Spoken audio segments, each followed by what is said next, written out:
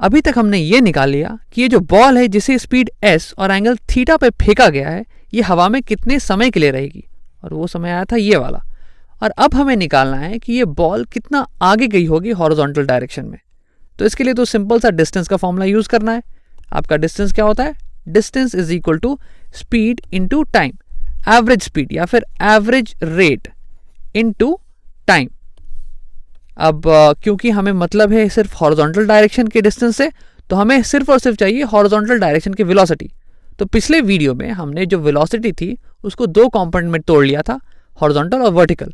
Vertical की मदद से हमने निकाला कि बॉल कितनी देर तक हवा में थी, और हॉरिजॉन्टल की मदद से अभी हम निकालने वाले हैं कि वो कितनी दूर गई होगी।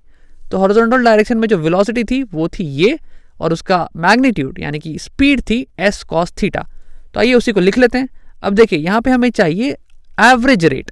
अब क्योंकि ये जो वेलोसिटी है ये तो चेंज नहीं हो रही है, हॉरिजॉन्टल डायरेक्शन में तो कोई एक्सेलरेशन है ही नहीं, एक्सेलरेशन तो वर्टिकल डायरेक्शन में है, तो हमारी जो एवरेज वेलोसिटी होगी वो सेम वेलोसिटी होगी s cos थीटा। तो ये से लिख लेते हैं, distance is equal to s cos of theta into time. तो कितने समय के लिए बॉल इस डायरेक्शन में जा रही है? तो जितने समय के लिए बॉल हवा में थी उतने ही समय के लिए बॉल आगे भी जाएगी, और ये तो टाइम हमें पता है, TA is equal to 2s sin theta by g. तो ये इसे यहाँ पे डालते हैं। तो जब इसे हमने यहाँ लिखा 2s sin theta by g, तो ये हो जाएगा हमारा total distance in x direction, in horizontal direction as a function of theta. तो आइए एक बार इसे अरेंज करके अच्छे से लिख लेते हैं।